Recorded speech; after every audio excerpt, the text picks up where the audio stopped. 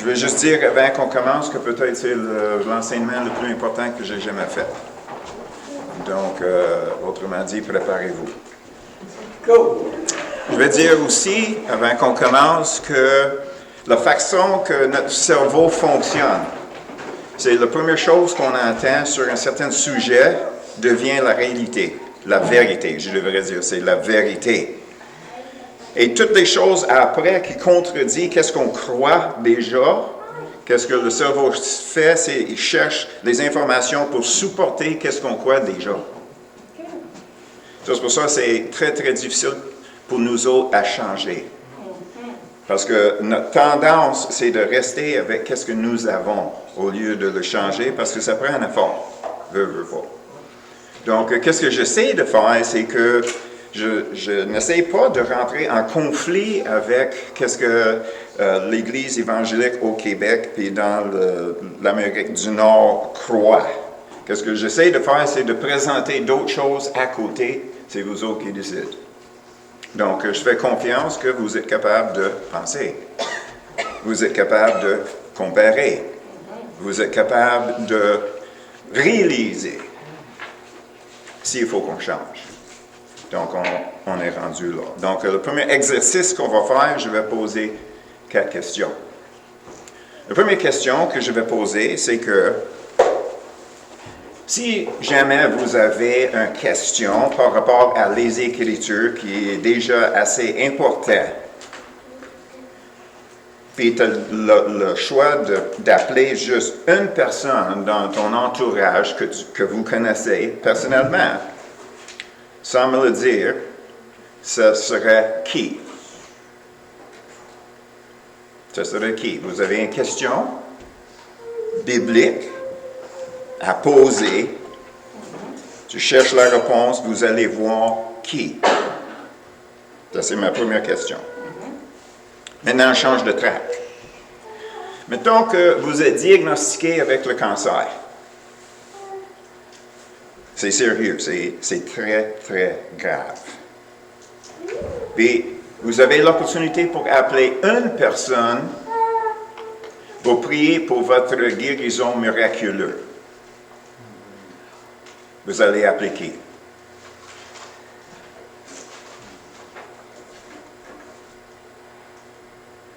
Vous êtes là?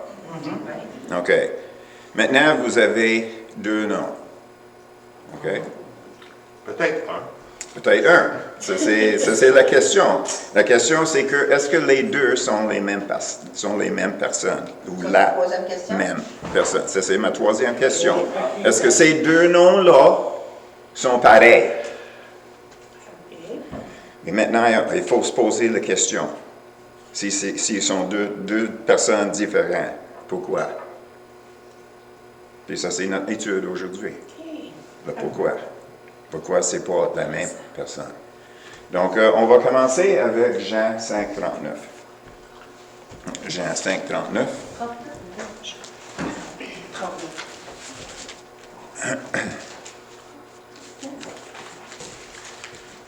Jean 5, 39.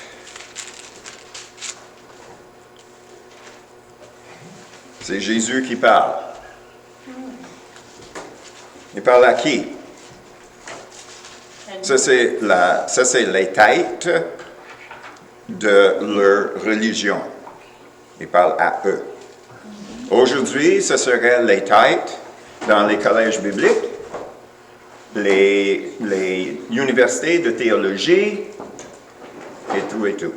Les têtes de ceux qui donnent la définition de leur religion. Et c'est ça que Jésus dit. Vous sondez les Écritures parce que vous pensez avoir en elles la vie éternelle. Est-ce que vous avez raison? Non. Ce sont elles qui rendent témoignage de moi. Donc, qu'est-ce que nous avons ici? C'est que nous avons ceux qui sont éduqués au bout, comme on dit au Québec, au bout. OK?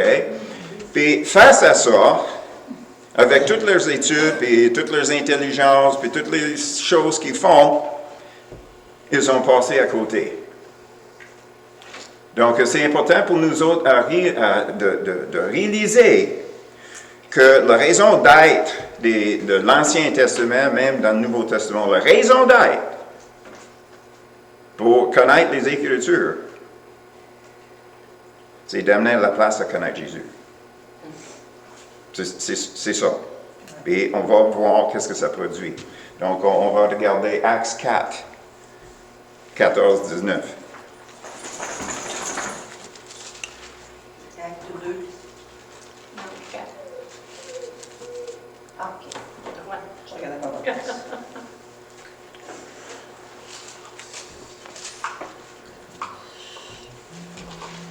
Mais comme il voyait, ok, ça c'est la foule qui est autour de Pierre, qui avait prié pour la guérison, puis la personne était guérie. Donc, mais comme il voyait, après l'homme qui avait été guéri, il n'avait rien à répliquer. Il leur ordonna de sortir du Sanhédrin et il délivrait entre eux, disant, que ferons-nous à ces hommes?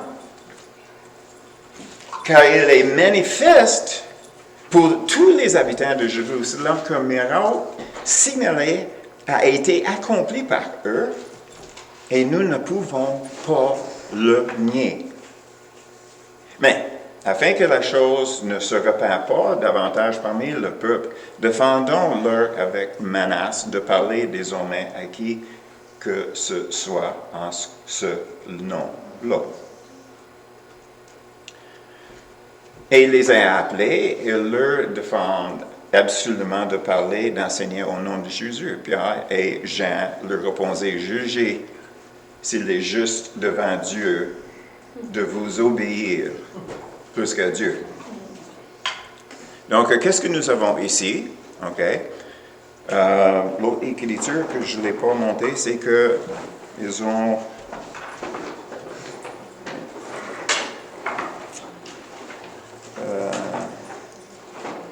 le verset 13, excuse-moi, on avait commencé 14, on aurait dû commencer avec 13, mais ça arrive au même. Tic, tic, tic, tic, tic, tic, tic.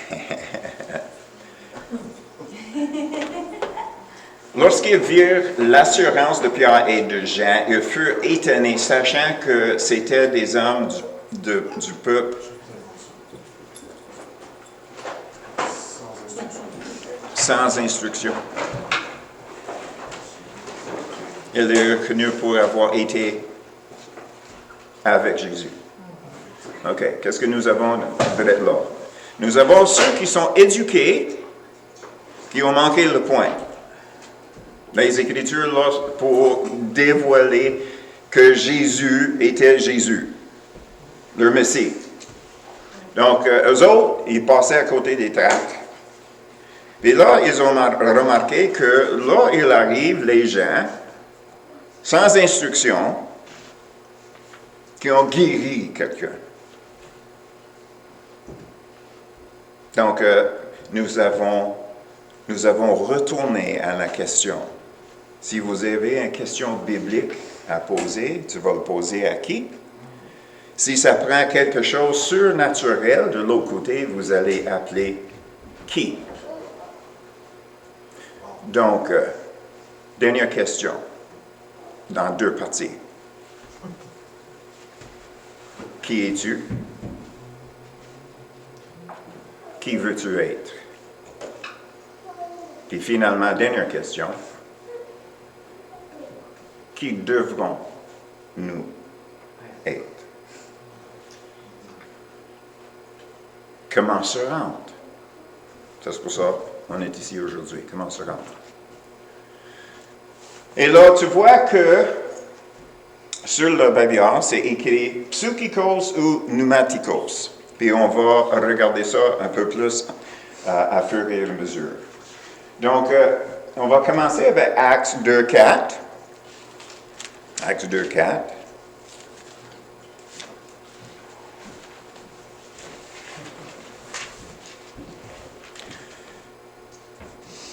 Et ils furent tous remplis du Saint-Esprit et se mirent à parler en d'autres langues selon que l'Esprit, qui? Esprit. Est-ce que c'est quelque chose appris? Non. Non, OK. Selon l'Esprit leur donnait de s'exprimer. OK? Maintenant, on voit un événement. OK? Le monde commence à parler en langue. Bla, bla, bla, bla, bla. Et Pierre décide, eh bien, il fallait qu'on réponde à ça. Donc, on va regarder 14 à 19. Alors, Pierre se présentant avec les 11, élevait la voix et leur parlait en ce terme. Hommes juifs, et vous tous qui séjournez à Jérusalem, sachez ceci, et prêtez l'oreille à mes paroles. Ces gens ne sont pas ivres, comme vous le supposez, car c'est 3e heure du jour, ça veut dire 9 heures le matin. Continue. Mais c'est ici ce qui a été dit par le prophète Joël. Puis maintenant, c'est une quotation de Joël. Dans les derniers jours, dit Dieu, je répandrai de mon esprit sur toute chair. Vos fils et vos filles prophétiseront. Vos jeunes gens auront des visions et vos vieillards auront des songes. 18.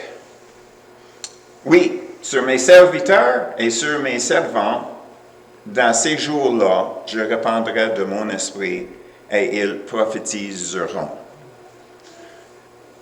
OK. Est-ce que vous remarquez parler en langue à quelque part dans ces versets-là?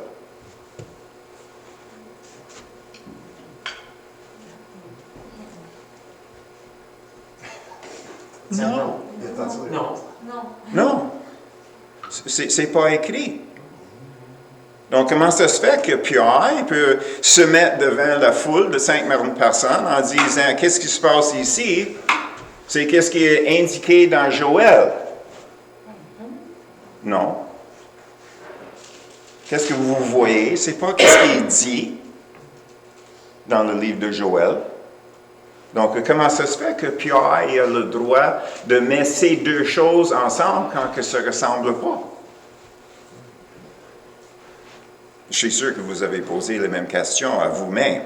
Tu sais, comment ça se fait quelque chose qui sort de l'Ancien Testament, il fallait que ça soit exactement la même chose, ou bien ça ne compte pas. N'est-ce pas? Donc, on cherche la réponse. Ça se trouve dans Jean 14, 26. C'est pas compliqué. Sauf si on est mal dirigé en partant. Et là, tu sais, comme je disais tantôt, la première chose qu'on entend sur ce sujet-là, quelqu'un nous a donné une réponse. Puis, dans notre cerveau, ça, c'est la vérité. Donc, moi, je suis ici sur la défense d'une autre perspective. Une perspective qui est plus biblique que probablement qu'est-ce que vous avez déjà entendu. Donc, 4.26, Jésus lui dit, 26, est-ce que je me suis trompé? Non, c'est correct. 26. C'est Jean 14. Jean 14, 26. OK. OK. Mais le consolateur, l'Esprit Saint, que le Père enverra en mon nom, vous Enseignera. qui a été enseigné par le Saint-Esprit. Donc, qu'est-ce que nous avons ici? Nous avons sur un bord, nous avons une personne qui connaît les Écritures, étudier tout ce côté-là, intellectuel, qui n'a pas saisi qu'est-ce qui se passait. Et de l'autre côté, qu'est-ce que nous avons? C'est une personne remplie du Saint-Esprit qui connaît l'affaire. Est-ce que c'est pas ça qu'on voit? OK. Donc, là, on arrive à notre leçon en grec. OK? Psychikos. Est-ce que vous voyez dans ça un mot que vous connaissez? Psychologue, psychiatre, psychologie. psyché. OK? Ça, c'est relié à quoi?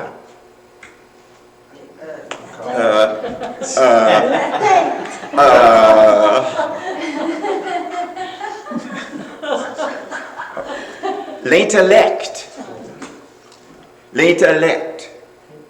Donc, dans le grec, quand on parle de psyché, OK, on parle de notre raisonnement, nos émotions, notre volonté, notre mémoire, notre imagination. N'est-ce pas? OK, tout ça, ça se passe, on dit dans la tête, mais en réalité, c'est la pensée, n'est-ce pas? Sais-tu c'est quoi le mot en grec pour psyché? Notre âme. Quand que tu vois dans les Écritures quelqu'un qui essaie de sauver leur âme va le perdre. Celui qui est prêt à donner leur âme sera sauvé. Puis c'est dit d'une façon vie. Celui qui est prêt à donner sa vie à Jésus, il va le gagner. Ouais. La vie et l'âme vont ensemble dans ces Écritures-là. Donc, qu'est-ce que nous avons ici? Psychikos, c'est la personne qui est dirigée par le raisonnement, par leur pensée. Puis, qu'est-ce que ça donnait aux autres au début qui abstinaient avec Jésus? Rien de spirituel. Donc, ça, c'est l'intro à l'autre mot. Pneuma. Pneuma. Pneuma, c'est le mot en grec pour l'esprit. Et c'est très important pour nous autres à réaliser la différence parce qu'au Québec, on a tendance à dire « ça m'est venu à l'esprit ». C'est pas à l'esprit selon la Bible. C'est me venu à mon âme, à ma pensée, la façon que je pense. J'ai eu une idée. Ça, c'est pas l'esprit, ça, c'est notre âme selon les Écritures. Donc, c'est quoi? Pneuma. Pneuma, c'est esprit. Et on va voir exactement qu'est-ce que c'est un esprit dans un moment. Comme l'autre, pneumatikos, c'est une personne qui est dirigée par l'esprit. Donc, nous avons la personne qui est dirigée par l'esprit. Nous avons la personne qui est dirigée par leur propre raisonnement. Qu'est-ce que nous avons? Psychikos, c'est l'homme naturel et femme. Pneumatikos, c'est l'homme ou femme spirituel. Donc, probablement, si on était pour se regarder, dans quel côté est-ce qu'on se voit? Si on était pour sonder nos amis autour de nous, les chrétiens, puis on posait la question, est-ce que tu me vois plus comme une personne qui est portée vers la Bible ou une personne qui est plus portée envers la prière? Puis ça va nous donner un peu une idée où est-ce qu'on se trouve entre ces deux-là. Donc, maintenant, on peut continuer. 1 Corinthiens 2:11.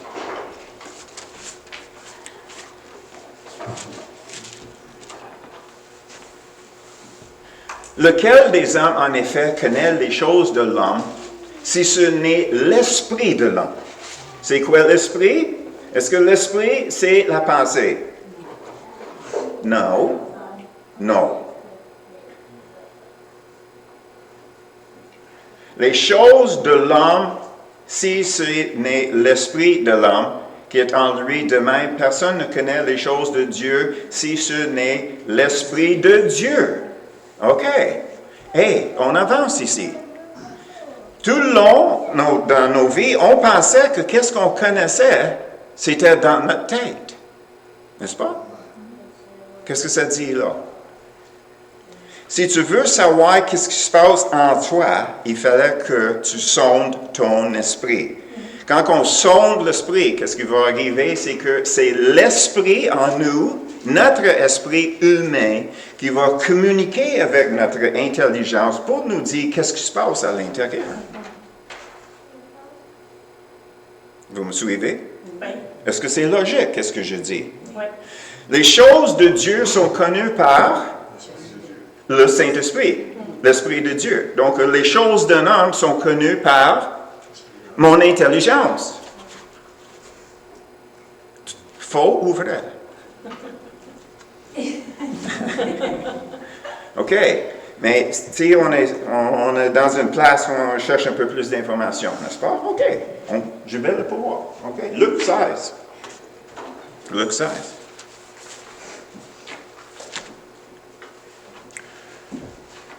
Luc 16, 22 à 28. Ça, c'est l'histoire du pauvre et Lazare, pour ceux qui connaissent l'histoire. Le pauvre mourut et il fut porté par les anges dans le sein d'Abraham. Le riche mourut aussi et il fut ensevelie. Dans le séjour des morts, il levait les yeux et tandis qu'il était en proie au tourment, il vit de loin Abraham et Lazare dans son sein. On va arrêter là un moment. OK. Regardez ici. Quand c'est marqué dans le séjour des morts, le mot en grec c'est Hadès. L'enfer. Hadès, l'enfer. Donc, pourquoi est-ce que ça dit séjour des morts? Parce que quand que Jésus était sur la croix, puis il avait dit au brigand à côté, « Aujourd'hui, tu vas être avec moi au paradis. » Est-ce qu'il allait au ciel? Non, il allait à quelque part ailleurs. Donc, qu'est-ce qu'on voit, ou qu'est-ce que vous allez voir par ces Écritures, c'est qu'en ce moment-là, puis on va continuer, il s'écrit, ça c'est l'homme riche qui est tourmenté, c'est écrit, « Père Abraham, aie pitié de moi et envoie Lazare pour qu'il trempe le bout de son doigt dans l'eau et me rafraîchisse la langue, car je souffre cruellement dans cette flamme. » Abraham répondit, « Mon enfant, souviens-toi que tu as reçu tes biens pendant ta vie et que Lazare eut les maux pendant la sienne. Maintenant, il est ici consolé. Et toi, tu souffres. D'ailleurs, il y a entre nous et vous un grand abîme, afin que ceux qui voudraient passer d'ici vers vous, ou de là vers nous, ne puissent le faire. » Le riche dit, « Je te prie donc, Père Abraham, d'envoyer Lazare dans la maison de mon père, car j'ai 5 frères. » C'est pour qu'il leur atteste ces choses afin qu'ils ne viennent pas aussi dans ce lieu de tourment. OK. Qu'est-ce que nous voyons ici? On va commencer avec l'abîme. Il y a une séparation entre deux côtés. Jésus a dit, « Aujourd'hui, tu seras avec moi au paradis. » Donc, on voit ici, sur un bord, ceux qui sont tourmentés, sur l'autre bord, ils sont consolés, séparés par cet abîme-là.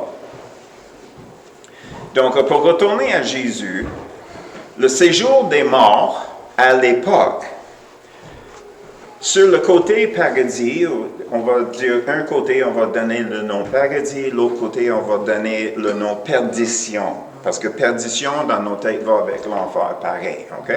Donc, qu'est-ce qui est arrivé? C'est que dans l'Ancien Testament, quand les sacrifices ont été faits, puis le sang était versé pour les péchés du peuple, qu'est-ce qui est arrivé? C'est qu'eux autres étaient sauvés par la foi, comme nous autres. Sauvés par la foi que, selon le sang qui est coulé, qui représente la vie des animaux, eux autres étaient gardés, préservés pour Dieu. Mais ils ne pouvaient pas aller au ciel encore, parce que seulement Jésus pourrait être le premier à rentrer au ciel. Donc, il allait où? Pas pour être tourmenté. Ça prend une autre place. Donc, qu'est-ce que nous avons? C'est que le séjour des morts, et c'est ça la raison, parce que nous autres, dans notre tête, l'enfer, c'est la place qui brûle. Donc, on voit ici, ce n'est pas les deux côtés qui brûlaient. Donc, ils ont choisi le mot séjour des morts parce que c'est ceux qui sont morts physiquement sur un côté, ceux qui étaient vivants spirituellement, ceux qui étaient pour aller au ciel, puis l'autre côté, ceux qui étaient morts spirituellement, qui ne rejoindraient jamais à Dieu. OK. Ça, c'est clair? Clair comme la boue. OK. Donc, mais qu'est-ce qui est important pour nous autres? OK? Remarquez bien. OK? L'homme, il voulait que le Lézard mette son doigt dans l'eau. OK? L'esprit. Ça, c'est nous autres. Ça, c'est les êtres humains quand on est mort. Qu'on voit ici. Ça, c'est les esprits des êtres humains. Ça, c'est donc, l'esprit, c'est pas une vapeur. Tu sais, c'est pas la brume. Il y a une définition. Donc, qu'est-ce qu'on voit ici, c'est qu'il avait un doigt. Lazare avait un doigt qu'il pourrait mettre dans l'eau pour ramasser une goutte d'eau, pour aller vers l'autre qui souffrait, qui touche la langue. Donc, il avait une langue. Il voyait. Il entendait. Donc, comment ça se fait que l'homme en tourment connaissait Abraham? Abraham vivait 2000 ans avant. Comment ça se fait qu'Abraham avait connaissance de cette personne-là pour être capable de lui dire son historique? Un peu. L'esprit de l'homme connaît. C'est préservé dans l'esprit. Toutes les choses qu'on a vécues, tout est réel. À part d'un corps spirituel, mais avec exactement la même chose que qu'est-ce que nous avons ici sur Terre. Donc, qu'est-ce qu'on peut déduire de ça? Mon esprit remplit ma peau.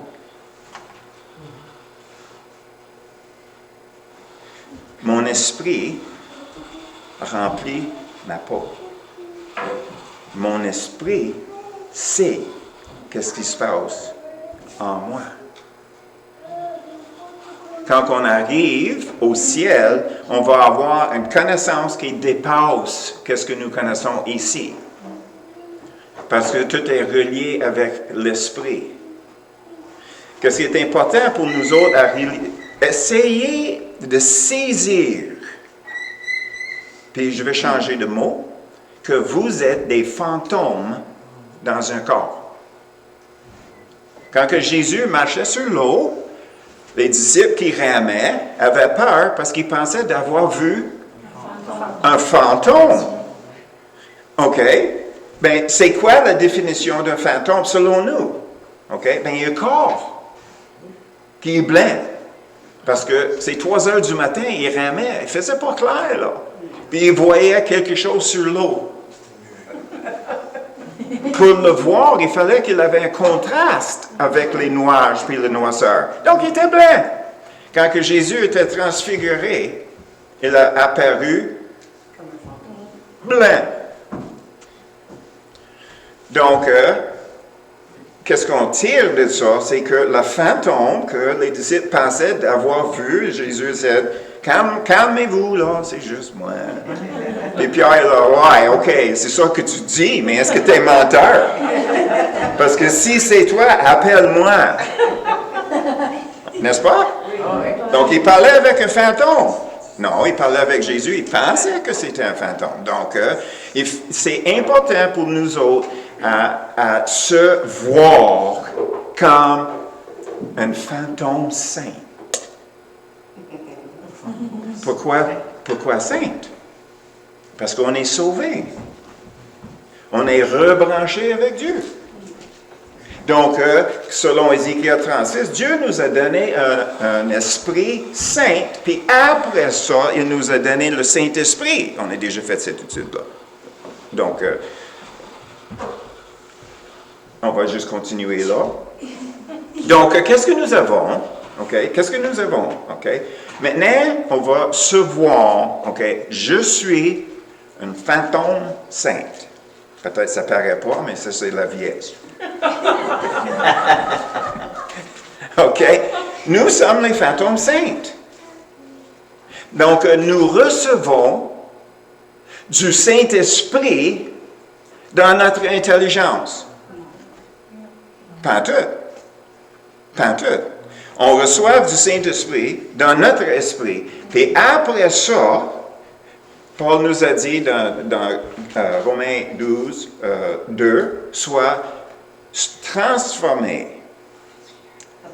Soit transformé par le renouvellement. Ce mot-là, transformé, c'est le même mot Jésus quand il était transfiguré. Donc, Paul est en train de dire, sois transfiguré par le renouvellement de ta pensée. Quelle sorte de renouvellement? C'est un renouvellement qui dit, c'est pas qu'est-ce que je pense qui est réel, c'est le spirituel qui est réel. Donc, je reçois dans mon esprit, c'est transmis dans ma personne, dans mon être, dans mon âme, et de là, ben, ça sort, et je suis transfiguré par qu'est-ce qui demeure en moi, qui sort vers l'extérieur. Donc, qu'est-ce que nous avons? C'est sur un bord, notre âme naturelle, c'est le psychikos qui fonctionne selon notre intelligence. Sur l'autre côté, nous avons le pneumatikos, qui est l'âme spirituelle. Donc, en dedans de nous, nous avons un âme spirituelle, un âme naturelle qui sont en conflit. Donc, ça nous amène à la place de la maturité spirituelle. Est-ce qu'on va loin ici? OK. C'est quoi la maturité spirituelle? Mais c'est intéressant parce que quand Paul s'adressait aux Corinthiens, qui démontraient toutes les manifestations du Saint-Esprit, puis Paul a dit, je ne peux pas vous parler comme les matures, mais comme les bébés. Ça nous fait réfléchir. On penserait que quelqu'un qui est capable de manifester le Saint-Esprit si facilement, si on veut le dire de même, c'est un homme mature, spirituellement parlant. C'est un homme spirituel mature. Mais c'est pas vrai. C'est pas vrai. La façon que ça fonctionne, c'est de même. Tu prends une personne qui est 99%, un chrétien, 99% charnel. 1% spirituel.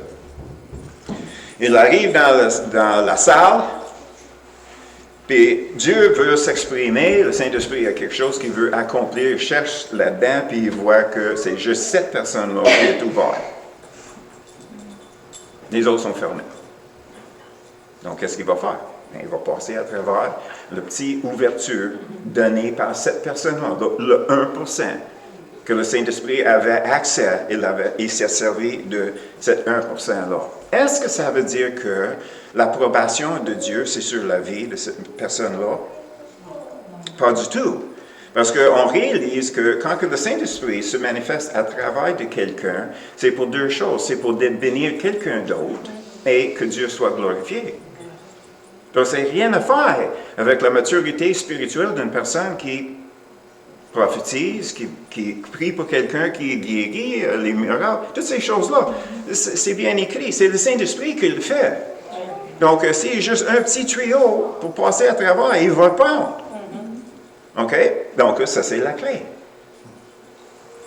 L'homme spirituel, c'est la personne, et nous sommes tous dans un processus. Donc, l'homme spirituel, c'est l'homme qui est en développement de recevoir dans son esprit du Saint-Esprit, puis il permet que ça rentre dans sa compréhension, puis après ça, c'est manifesté dans le monde naturel. OK? Donc, on voit, ça vient de Dieu, de poser en nous, et là, avec nous, c'est transfiguré dans le naturel, puis après ça, c'est la gloire qui monte à Dieu. OK. Est-ce que vous voyez ça? Oui. OK. Donc, la difficulté dans ça, c'est que l'homme spirituel, c'est mature, on va dire mature, OK? La maturité, c'est pas quelque chose qu'on peut atteindre, puis on reste là. Ça monte, ça descend. Il fallait que c'est entretenu. Puis c'est entretenu par l'écoute du Saint-Esprit et de permettre au Saint-Esprit d'amener ça dans le naturel à travers de nous. Donc, notre maturité spirituelle, ça peut être ici une année, puis ici une autre année. Tu sais, puis je vais prendre comme exemple Claude qui suit les leçons de musique. OK? Disons que, ou bien, on peut parler aussi de Dominique. Dominique qui a fait des années, des études. 5 heures par jour au téléphone, oui. 5 heures par jour au clavier, à la piano, OK? Puis il jouait, il avançait. OK, Dominique, est-ce que tu peux jouer aussi bien aujourd'hui que quand tu es sorti de l'école? Apparemment pas. On est tous étonnés. Non! C'est parce qu'il fallait que ça soit entretenu. Donc, qu'est-ce qui arrive, c'est qu'on peut vivre quelque chose avec le Saint-Esprit, puis on est tous excités, puis là, on fait toutes sortes de choses pour grandir, on va dire, de même, puis là...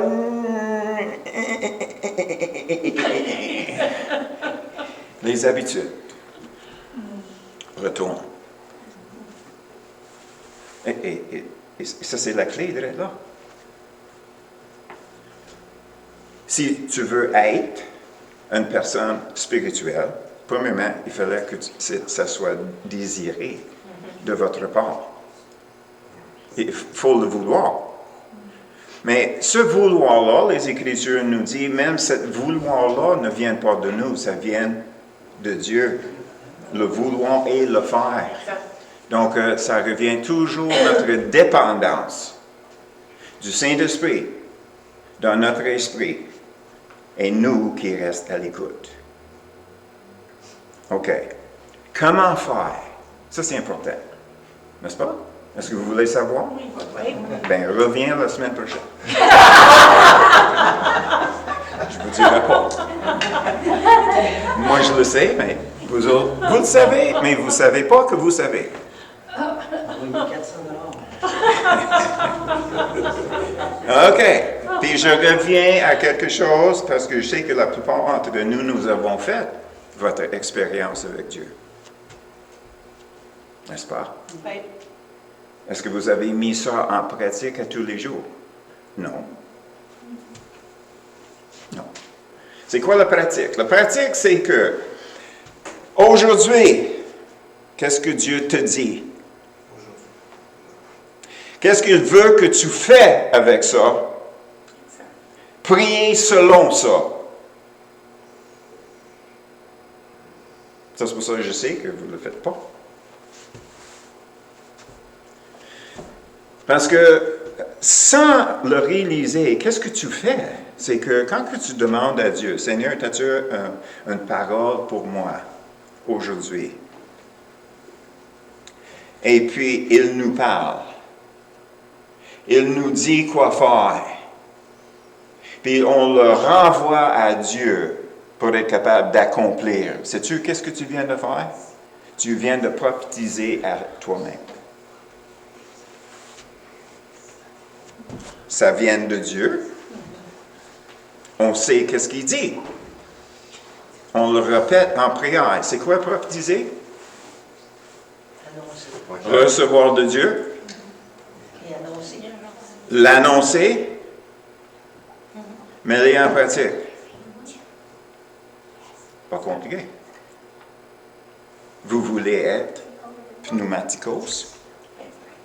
Fais-les à tous les jours. C'est pas compliqué. C'est pas compliqué. C'est pas compliqué. Mais il faut faire. Il n'y a rien de plus simple que ça. C'est juste 3 étapes. Malheureusement, habituellement, on fait les 2 premiers, peut-être. Et c'est rare qu'on fait le 3e, qui est la prière suite à ce qu'on a reçu de Dieu.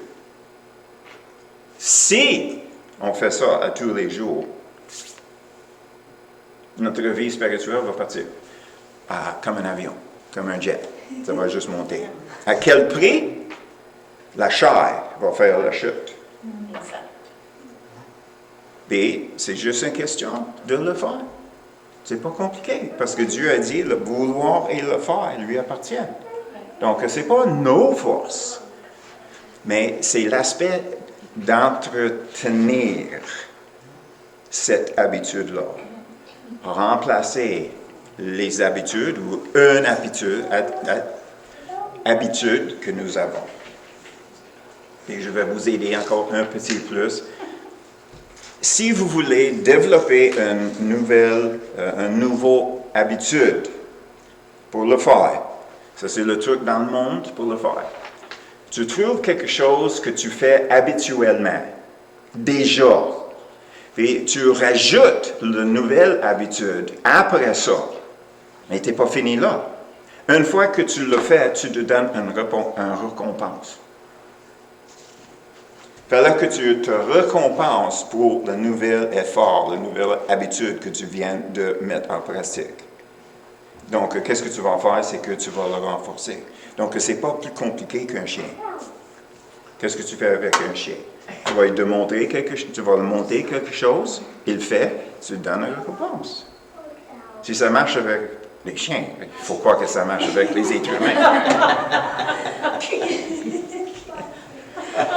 OK. Est-ce que vous êtes prêts pour mettre ça en pratique? Oui. OK. Donc, qu'est-ce qu'on va faire? C'est que, puis ça va un peu avec le Saint-Saint qu'on va partager dans pas longtemps. Naturellement, ça, c'est notre célébration du coup d'État de Jésus contre le diable. Le coup d'État a été fait. C'est juste que c'est pas complété encore jusqu'au temps que Jésus revient. Donc, c'est vraiment un coup d'État que Jésus a fait pour regagner l'humanité. Amen? OK. OK. Qu'est-ce qu'on va faire? C'est que, comme je dis, ça va avec ce qu'on va faire. OK? C'est que vous allez fermer vos yeux et vous allez, par la connaissance de votre esprit, tu vas demander, Jésus, ferme tes yeux, Sylvie. OK, merci. Jésus, où es-tu?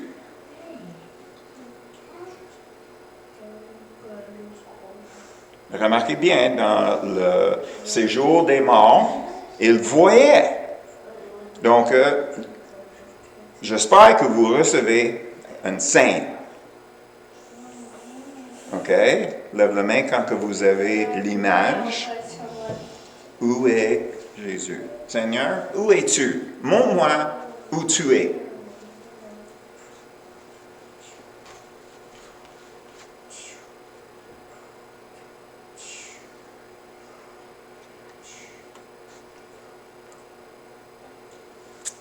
OK, je vois les mains qui se lèvent.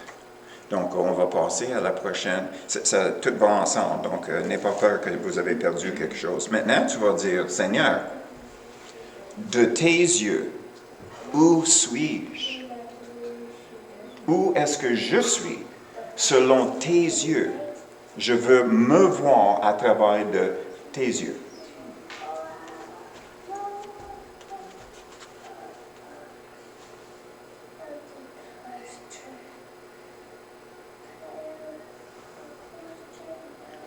Pendant que vous êtes là, essayez de voir qu'est-ce qui est autour de toi. Est-ce que c'est un paysage d'herbe, des montagnes, une rivière, quelque chose qui semble quelque chose dans le naturel? Quelle couleur? Qu'est-ce que vous entendez? Qu'est-ce que vous sentez?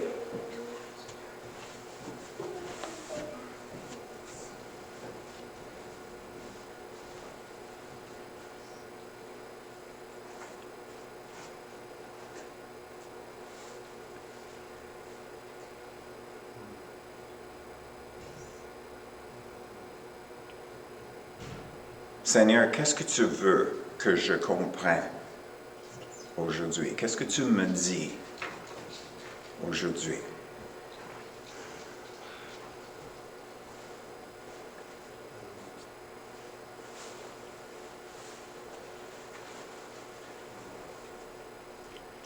OK, je vois les lumières qui commencent à s'allumer au-dessus de la tête, comme Pentecôte, quand il y avait des flammes au-dessus des têtes.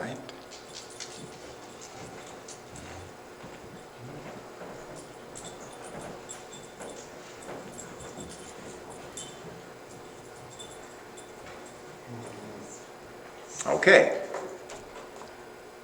La prochaine étape, c'est pour vous autres, naturellement. Qu'est-ce que le Seigneur t'a dit? Bien, c'est à vous autres à l'exécuter.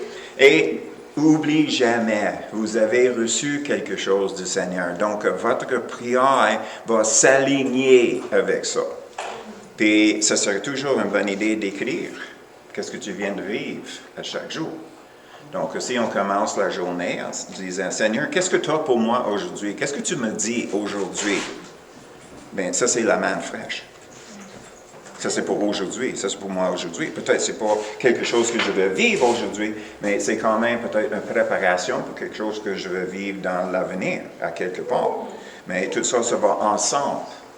Donc, ça, c'est la partie qui va nous amener à être une personne spirituelle, un pneumatikos, en maturant à fur et à mesure. Puis naturellement, avec ça, c'est toujours à exprimer qu'est-ce que le Seigneur nous donne.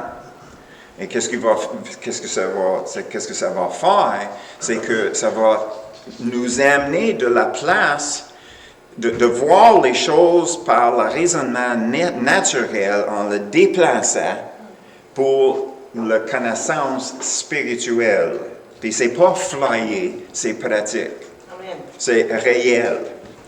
Parce que nous avons vu par les esprits qui attendaient Jésus, on voyait comment c'est clair. Il voyait l'abîme.